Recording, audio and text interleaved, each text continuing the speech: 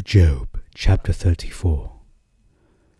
And Elihu continued and said, Hear me, ye wise men, hearken, ye that have knowledge. For the ear tries words, and the mouth tastes meat. Let us choose judgment to ourselves. Let us know among ourselves what is right. For Job has said, I am righteous. The Lord has removed my judgment, and he has erred in my judgment. My wound is severe, without unrighteousness of mine. What man is as Job, drinking scorning like water, saying, I have not sinned, nor committed ungodliness, nor had fellowship with workers of iniquity, to go with the ungodly? For thou shouldest not say, There shall be no visitation of a man, whereas there is a visitation on him from the Lord. Wherefore, hear me, ye that are wise in heart. Far be it from me to sin before the Lord, and to pervert righteousness before the Almighty.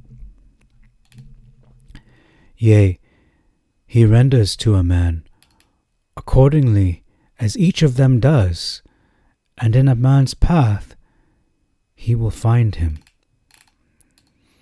And thinkest thou that the Lord will do wrong, or will the Almighty who made the earth wrest judgment? And who is he that made the whole world under heaven, and all things therein? For if he would confine and restrain his spirit within himself, all flesh would die together, and every mortal would return to the earth, whence also he was formed. Take heed, lest he rebuke thee. Hear this, hearken to the voice of words. Behold then, the one that hates iniquities, and that destroys the wicked, who is forever just. He is ungodly that says to a king, Thou art a transgressor, that says to princes, O most ungodly one.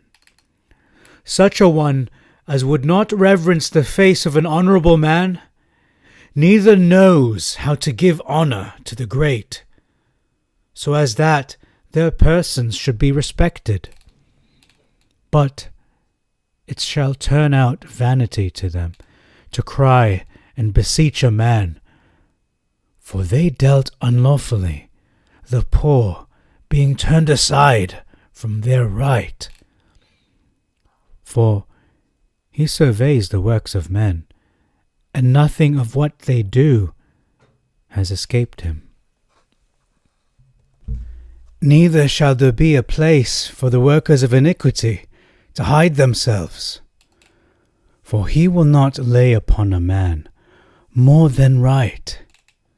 For the Lord looks down upon all men, who comprehends unsearchable things, glorious also, and excellent things without number, who discovers their works, and will bring night about upon them, and they shall be brought low.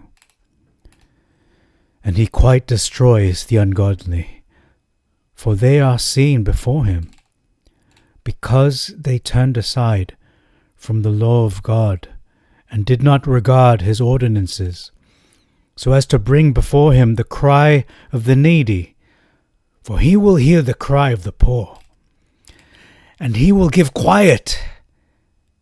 And who will condemn? And he will hide his face, and who shall see him? Whether it be done against a nation, or against a man also, causing a hypocrite to be king because of the waywardness of the people. For there is one that says to the mighty one, I have received blessings. I will not take a pledge. I will see apart from myself.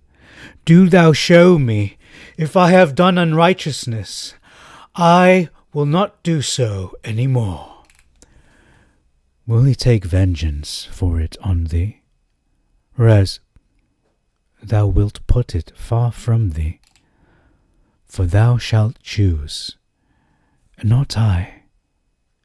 And what thou knowest, speak thou. Because the wise in heart shall say this, and a wise man listens to my word. But Job has not spoken with understanding. His words are not uttered with knowledge.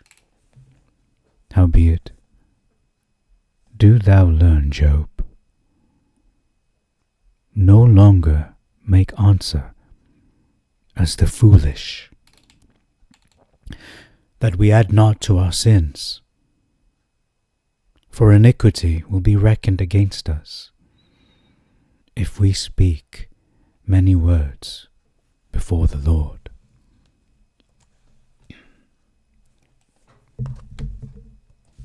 Shalom Aleichem, Assalamu Alaikum.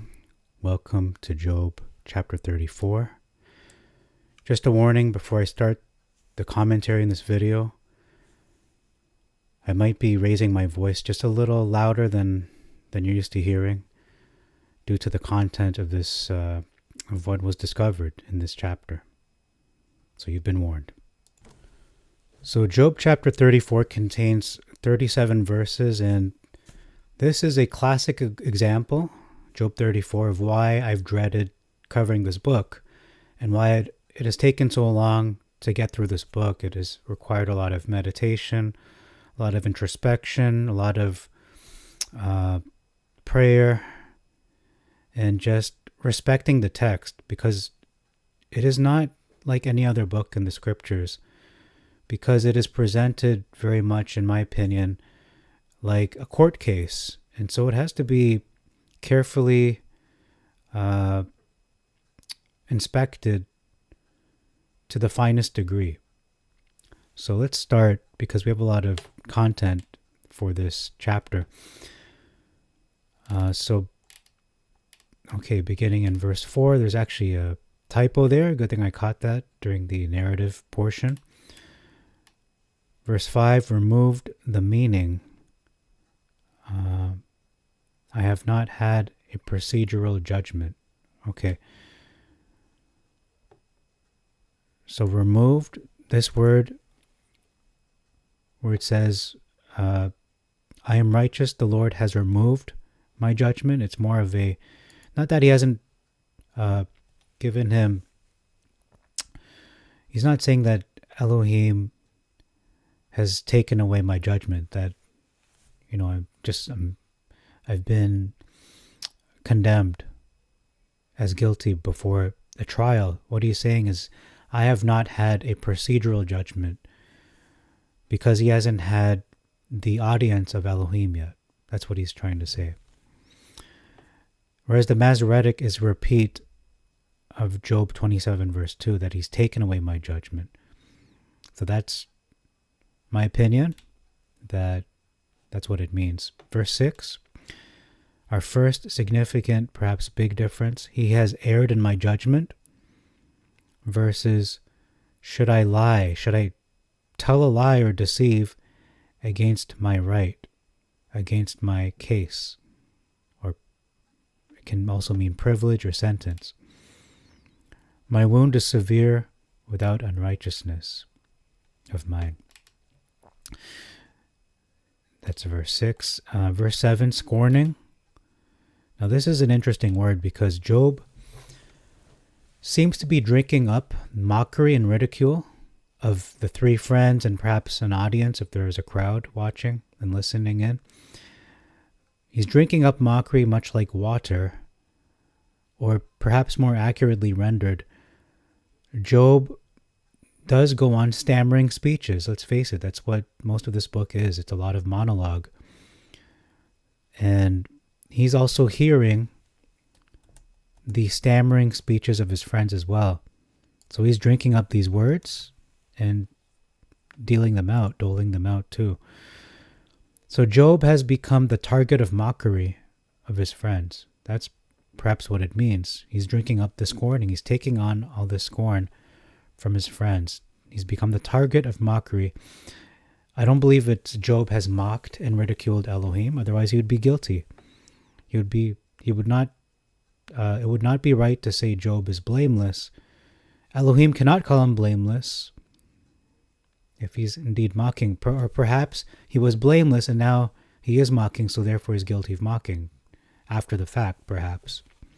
But I don't ascribe to that point of view.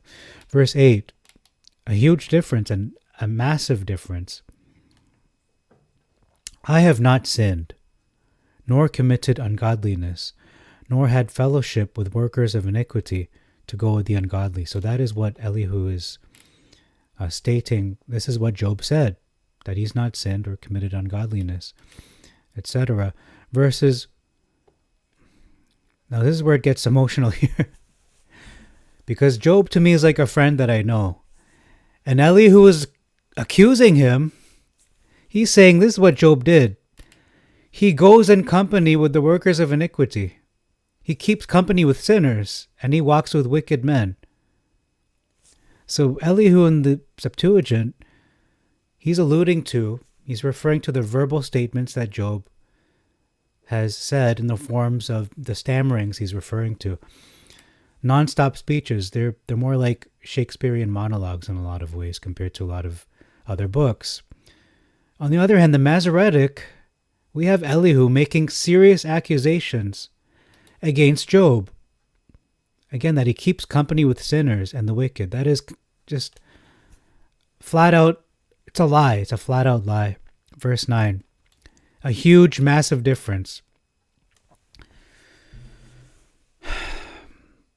Let's look at the Septuagint first before I lose my temper here. For thou shouldest not say, Job, don't say this, there shall be no visitation of a man. Whereas there is a visitation, and that word in the Greek is episkope, which comes from episkopetomai, which means inspection. It means to look upon in order to help or benefit. So the visitation that Elihu is referring to is the act of Elohim intervening in this affair, in Job's business, either for judgment or for blessing him, or helping him even perhaps. That's from Bible Hub. Verses, Masoretic is saying, Job said the following. Get how ridiculous this is. It profits a man nothing that he should delight himself with Elohim. He sounds like an atheist, like an unbeliever. He sounds like a wicked, ungodly person. This is a gross mischaracterization of Job. It's an utter, impudent, false statement. It's a bald-faced lie. A bold-faced lie against Job, against his character, everything he stands for, everything he's done. He did not say this. It's a lie. And therein, this text is corrupted. It's been corrupted. Job never said this. It's one of the greatest corruptions in all of Scripture besides Psalm 40. The impetus, the catalyst that made me start this channel, this is one of the biggest ones, and it's definitely in the top 10.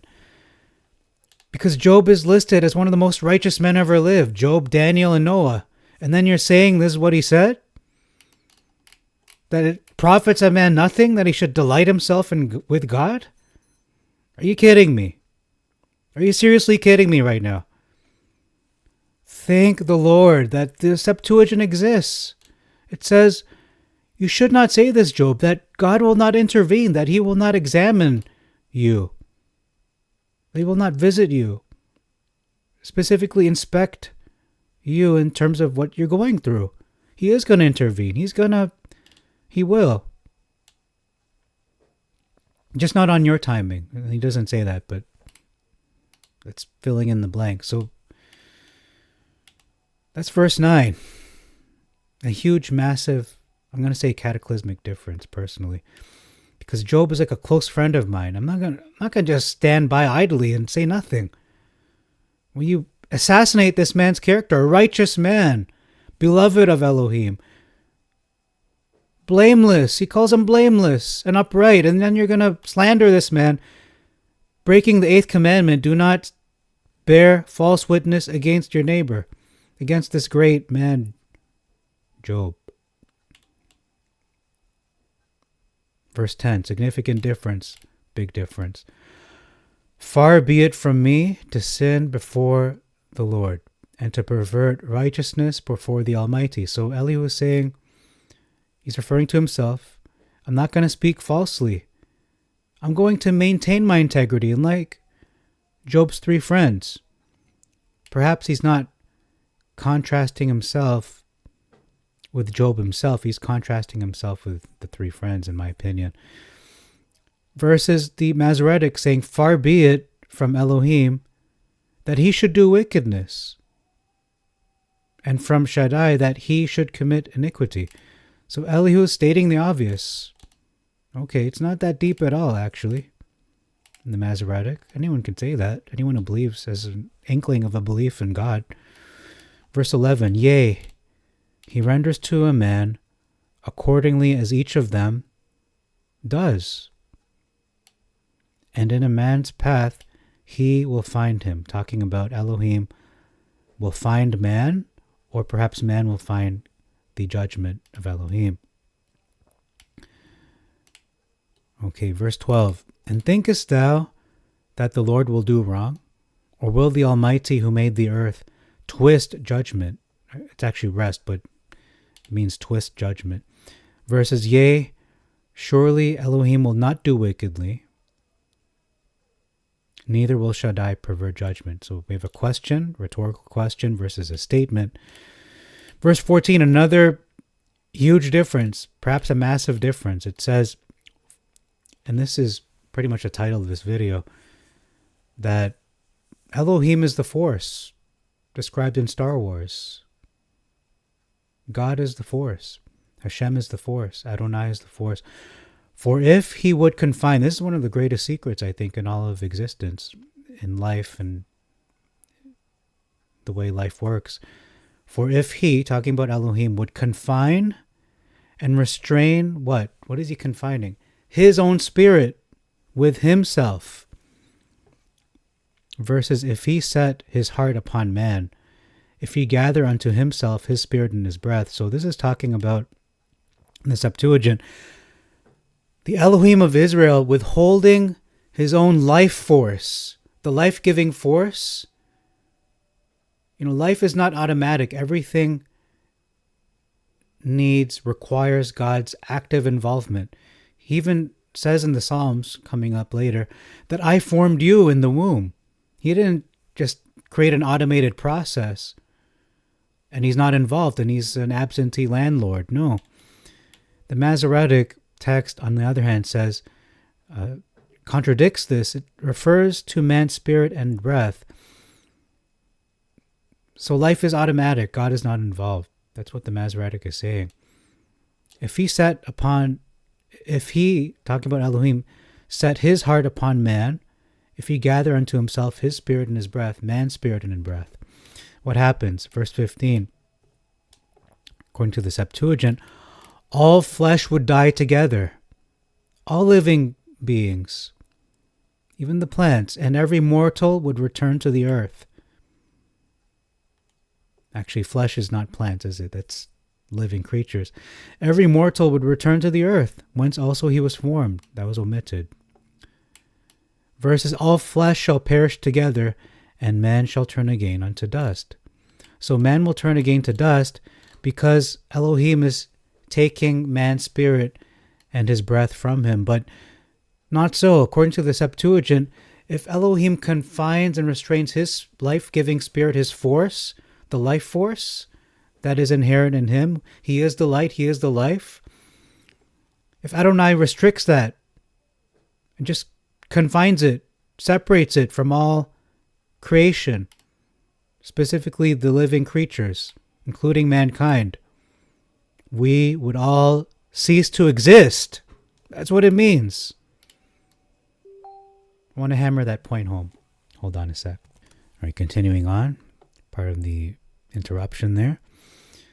Verse 16, take heed lest he rebuke thee, versus if now thou hast understanding.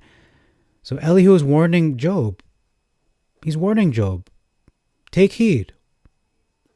Versus asking a rhetorical question. Do you have understanding, Job? Okay, listen to this. Verse 17, another massive cataclysmic difference. Buckle up. Behold then, the one that hates iniquities. That's Elohim. Elihu is reminding Job of Elohim's attributes, that he hates evil. He hates sin. What is he saying in the Masoretic? Shall he that hates right govern? And will you condemn him that is most just? Okay. So, what is he accusing Job of? He's accusing Job of thinking and portraying Elohim as hating justice. Job is condemning God. Are you going to condemn God, Job? Is that what you're going to do, Job? You're going to condemn God, who is most just? Nowhere in this book, not one word, not one sentence is Job condemning God. Yes, he's perplexed. Yes, he's saying, yeah, I'd rather die. But he's not saying, God, you're not just, that you're unjust, that you're evil. These are not statements that are coming out of Job's mouth, or even in the spirit of such words. Elihu is correctly reminding Job, this is God's attributes. These are his attributes. He hates iniquity and he destroys the wicked. He is forever just. Not that, Job, you're condemning him, that is most just. You're creating lies. You're slandering Job. The Masoretic text. That's what you're doing here. Okay, moving on. Elohim would rebuke Job for these statements. Let's be honest. If this was true, if the Masoretic was true, Elohim would have to rebuke Job for these statements. But he doesn't. Why? Because Job never said these words. That's why. Verse 18. Big difference, huge difference, perhaps. We have a statement versus a question. Elihu is describing what an ungodly man is like. These are the attributes. He says, or I should say, these are the statements he would make. Versus Elihu is reiterating. He's saying that Job said these. Is it fit to say this, Job, to a king? Basically, God is a king. You are wicked. And to princes, you are ungodly. Well, you've done this, Job. That's what you're... Will you condemn him? These are your words, Job. You've said things like this, if not verbatim. Verse 19, big difference. Such a one as would not reverence the face of an honorable man, neither knows how to give honor to the great, so as that their persons should be respected. What does that mean? Elihu is describing how an ungodly man is incapable of showing reverence, honor, and respect to those that should be respected and honored and revered. On the other hand, the Masoretic is saying, how much less to him that accepts not the person of princes, nor regards the rich more than the poor, for they are all the work of his hands. They all are the work of his hands. So what is he saying? He's saying, Job, if you're condemning God, and it's not even fit to say this to a king or human princes, to human king or human authorities, how much less God? Because you've said it. That's the foolishness of the Masoretic right now. You've said this, Job. And I'm going to tell you that Elohim is impartial. He's impartial, Job. He knows this already. That's not what is being said. That's a false narrative. These are false words in the Masoretic text. Verse 20. And if you don't think so, then you don't know Job, and you don't know God. Verse 20. But it shall turn out vanity to them to cry and beseech a man, for they dealt unlawfully, the poor being turned aside from their right. So Elihu is saying an ungodly person, for them, the action of asking for help, it's useless to them. It's vanity. Why? Because they have dealt wickedly with the poor, unlawfully, afflicting them even. On the other hand, what does it say in the Masoretic?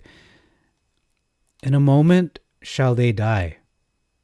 Talking about all these people, the rich, the poor, all people that exist. And the people shall be troubled at midnight and pass away, and the mighty shall be taken away without hand. So Elihu in the Masoretic is saying all those that he doesn't show partiality to will die. That's the fate of all men. Okay, moving ahead, skipping the next few verses here. Verse 23 now. Significant difference. For he will not lay upon a man more than right. And it adds in the Masoretic that he should enter into judgment with Elohim. They're trying to make sense of what does this statement even mean. Well, the first thing that came to my mind is 1 Corinthians 10, verse 13. There hath no temptation taken you, but such as is common to man. But Elohim is faithful, who will not suffer you to be tempted above that you are able. He will not lay upon a man more than he is able. But he will, with the temptation, also make a way to escape that you may be able to bear it. So that's my initial connection, association. Or it could be that the meaning is that no inquisition on God's part is needed of a man. He doesn't need to examine a man or judge or do a inspection beyond his evil deed, because you don't need to bring him before God to be judged, because God sees everything, and his divine insight, his judgment, they operate simultaneously. That's from the Cambridge Bible. Verses, he shall in no case receive more than his sins deserve, so as to give him cause for complaint.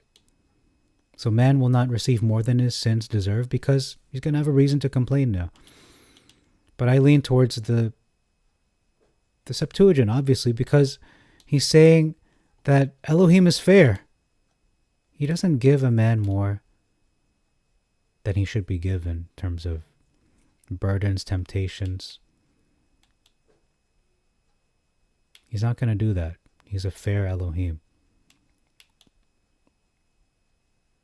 Or perhaps it could mean that Elohim doesn't need to inspect more than he needs to. He sees right through everyone. He looks at the heart. He knows exactly why we've done what we've done. And he judges rightly based on that, based on the heart, not based on the outward, superficial appearance. Verse 24, For the Lord looks down upon all men who comprehend unsearchable things, glorious also and excellent things without number. So it gives sense to the preceding verse. It relates to judgment, either that Elohim does not give more than man is able to bear, or that he does not need to inspect. Barnes' note says the following: there is no need that Elohim should give long attention to a man or go into a protracted investigation in order that he may bring him to judgment. Why? Because he knows him at a glance. He can at once simultaneously convict him and decide the case in a moment without any danger of error. What does the Masoretic say? He shall break in pieces mighty men without number and set others in their stead. So it's saying, pushing the narrative, perhaps of a cruel, oppressive Elohim. He's just breaking all people in pieces, mighty, poor, all people he doesn't show partiality to. Okay, so that's continuing this narrative that Elohim is just cruel and oppressive, perhaps. Verse 25, who discovers their works and will bring night about upon them, they shall be brought low. Verses, therefore he knows their works, he overturns them in the night, so that they are destroyed. So night in this context could be a metaphor for calamity, for ruin, or sudden destruction, versus a specific time is given for their destruction. That's during the nighttime. And notice defeated. So they are defeated. It doesn't say defeated, but that's the implication. That's what it's talking about when brought low. It's not saying they will be humbled, because the next verse talks about them being destroyed. Spoiler alert. Defeated, not humbled. So they shall be defeated. So they aren't destroyed yet. Jumping ahead in the Masoretic. Verse 26. He quite destroys the ungodly after he defeats them, for they are seen before him. Versus he strikes them as wicked men in the open sight of others. So he's destroyed them, but he's striking them after they're destroyed. So it's not as logical. So destroys versus strikes them in the sight of Elohim versus in the sight of men. So these ungodly, they're seen before Elohim. Not that,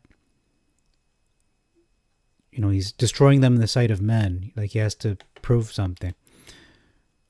Verse 27, because they turned aside from the law of Elohim and did not regard his ordinances. So it's talking about the Torah, specifically the Torah, versus the Masoretic saying they turned back from him and would not consider any of his ways. So turning back from Elohim.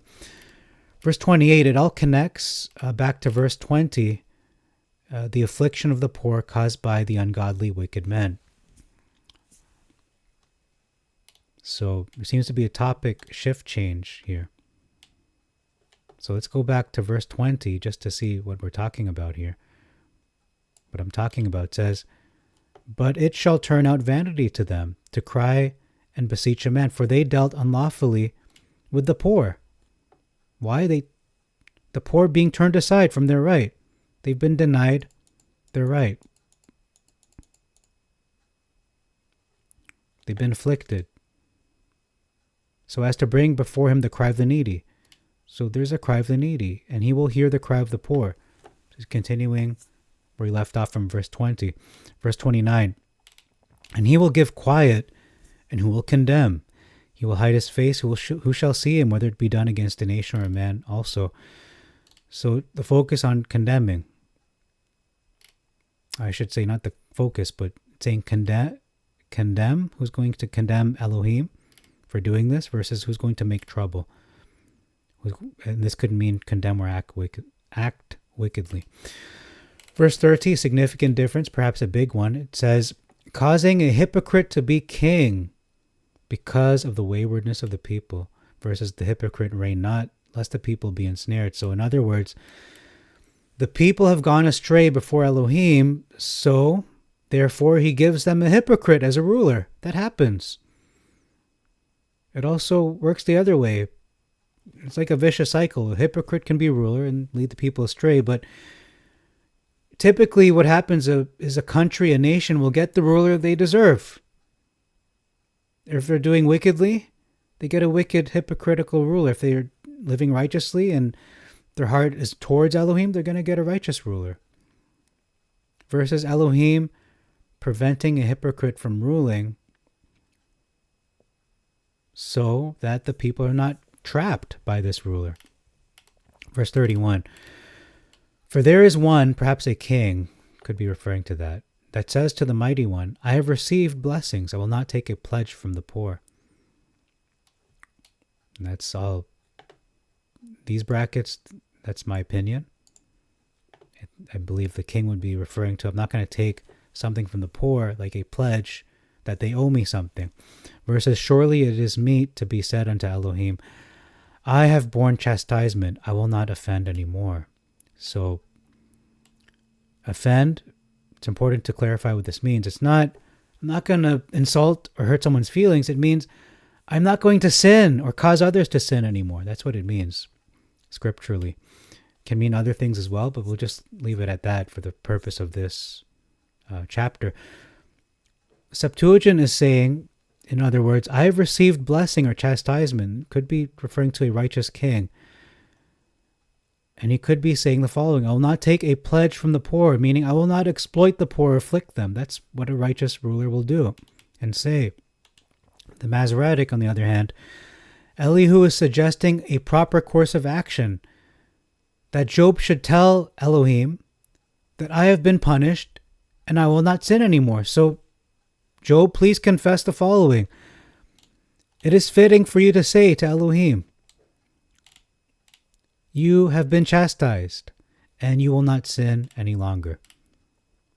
Can you see how that can be quite a difference? So actually I'm going to highlight that as a significant difference, perhaps a big difference, because that again is continuing this false narrative that I should say Job is a sinner, that Job has committed a grievous sin, and that's why he's being punished, because he deserves it. That is missing the point of this book, and that is a mischaracterization of Job. Verse 32, I will see apart from myself. Do thou show me if I have done unrighteousness. I will not do so anymore. So this is a king, again, saying, perhaps it's a king, I will see beyond myself, esteeming others better than myself, or perhaps asking Elohim, help me to see from your view, help me to see myself as you see me. Versus, that which I see not, you teach me. If I've done iniquity, I'll do no more. So, asking Elohim, teach me to see. But seeing beyond yourself is a lot more involved. It's not just seeing, it's seeing from others' their point of view. Esteeming others better. That's the heart behind it. And if it's a king, then it's really showing servant leadership, a humble king for the people. So Elihu is returning back to his conversation all the way back in verse 9, where it says, there is a visitation from God. There is intervention, there is inspection for the purpose of judgment, or maybe helping the man that is coming from Elohim. Okay? So this is focusing on Job's circumstance.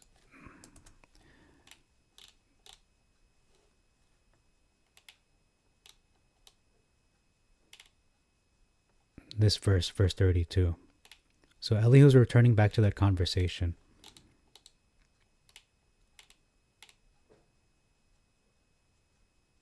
So Job, there is a visitation coming, and this is what you have to do.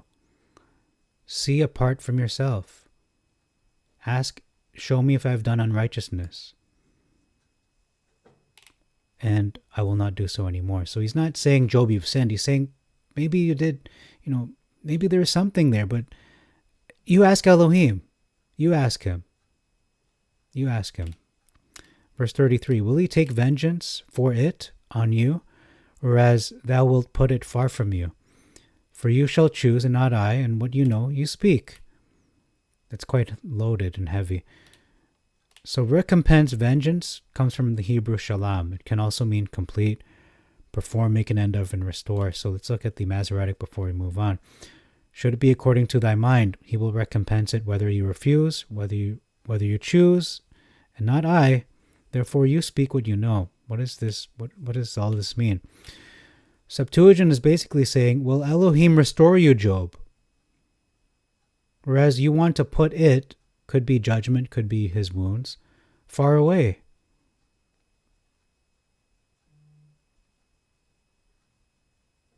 Will Elohim restore you? You want to be removed from this, whether emotionally or physically or spiritually, I'm not sure where he wants to put it, far, depending on what he's referring to. But the question is, will Elohim restore you? In the Septuagint, the Masoretic is saying, will it happen how you think, Job? He will repay you, whether you like it or not. And the tone of the Masoretic is, Elohim is punishing him. So he's going to punish you, whether you like it or not. Continuing that false narrative. Verse 34. Because the wise in heart shall say this, versus let men of understanding tell me. So Elihu is basically saying wise men They're going to tell you the same thing that I'm saying, Job, versus let men of understanding tell me perhaps something of understanding to help me get more understanding. Verse 35, Job has not spoken with understanding, his words are not uttered with knowledge. Versus Job has spoken without knowledge, his words were without wisdom. Pretty similar, but the next verse actually explains and gives more sense to verse 35. So verse 36, a big difference, huge difference. Howbeit, do thou learn, Job, no longer make answer as the foolish. So what does foolish mean? It can mean many things, but I believe he's a fool out of ignorance. Elihu's not saying, Job, you're a fool. He's saying, you answer like a fool, similar to a fool. When you said what you said in verses 5, 6, 8, and 9. Let's read those. 5, 6, 8, and 9. According to Elihu, Job has said the following. I am righteous. Elohim has removed my judgment. And he has erred in my judgment. My wound is severe without unrighteousness of mine. I haven't done unrighteousness. And my wound is severe. I have not sinned, nor committed ungodliness, nor had fellowship with workers of iniquity, to go with the ungodly. These are more true statements. For thou shouldest not say, there shall be no visitation of a man. There will be no intervention for me, or inspection of me, whereas there will be. There is. Okay, so back to this verse 36. The Hebrew word most commonly translated as fool is kasil, which denotes someone who is morally deficient and lacks discernment. Another term, nabal, refers to a person who is senseless and morally corrupt. So Elihu is most likely using kasil. Why? Since Job is completely unaware, he's oblivious of what is happening behind the scenes. He doesn't know Satan, the devil, is meeting with the angels and with Elohim in the spiritual realm. So Job lacks awareness. He lacks the wisdom, the knowledge about what is happening behind the scenes. He can only see what is happening superficially. Versus my desire is that Job may be tried to the end because of his answers for wicked men. So in the Septuagint, Elihu wants Job to be tested. I should say the Masoretic, Elihu wants Job to be tested to the end, to the completion, so that he would face the consequences of his actions. Why? To be held responsible by Elohim for answering like the wicked would, saying words like the wicked would, for sharing views of Elohim that are similar to the wicked men.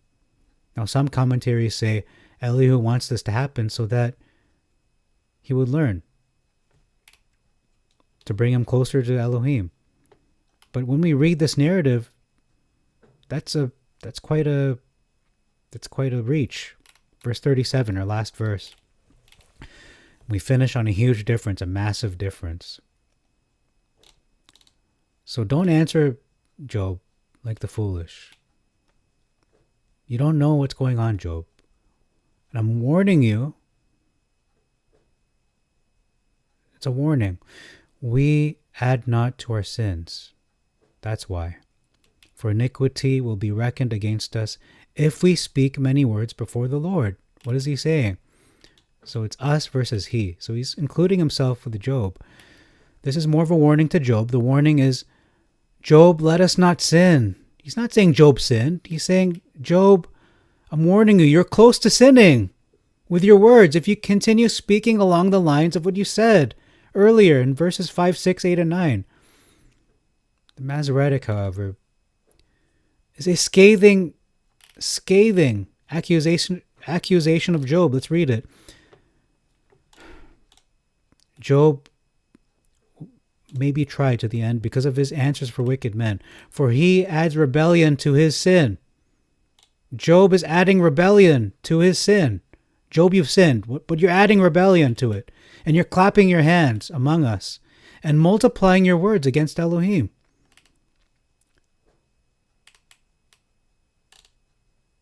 So, Job, you've already sinned. You've committed massive sins, rebellion, clapping your hands, whatever, However, that's a sin, that's a sin. And you're multiplying your words. So according to Elihu, these are sin. This is sin, clapping his hands. It's something to be not lauded for, but to be corrected for. So when you boil it down, the Masoretic is not just the mischaracterization of Elohim, the great, merciful, long-suffering, generous, loving Elohim, who is just forever, but it's also a mischaracterization of a righteous man, Job, the righteous man, blameless, upright, who hates evil, loves good,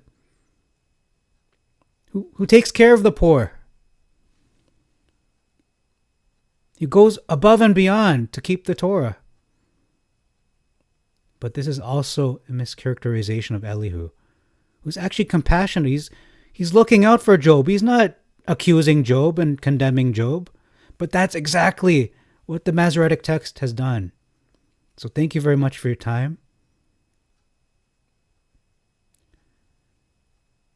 This chapter of Job, chapter 34 of Job, is one of the strongest evidences of why this work should be done, of why the world needs to know that the word of Elohim is perfect and holy. But the Masoretic text is not so. It's been corrupted.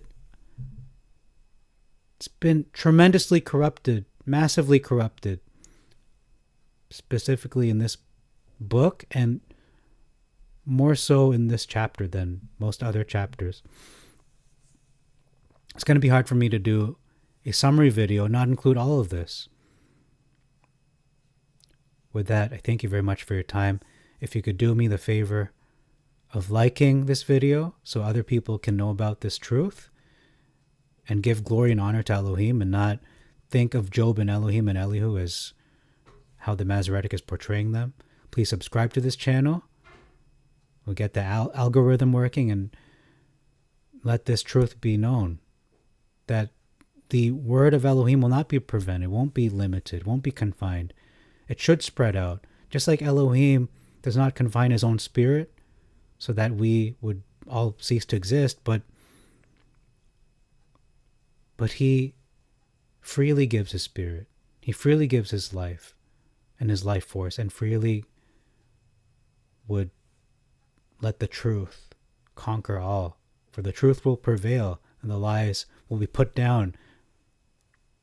The lies will be exposed like I'm doing right now on this channel, like I've done in this chapter of Job, chapter 34. There have been many lies here. And that's why people, I'm not going to name them, but they say blasphemous things against God and against Job. They say Job is very guilty and he's guilty of the unpardonable sin. I've heard people say things like this. And quite frankly, it ticks me off. And I'm indignant about it. Because when you condemn a righteous man,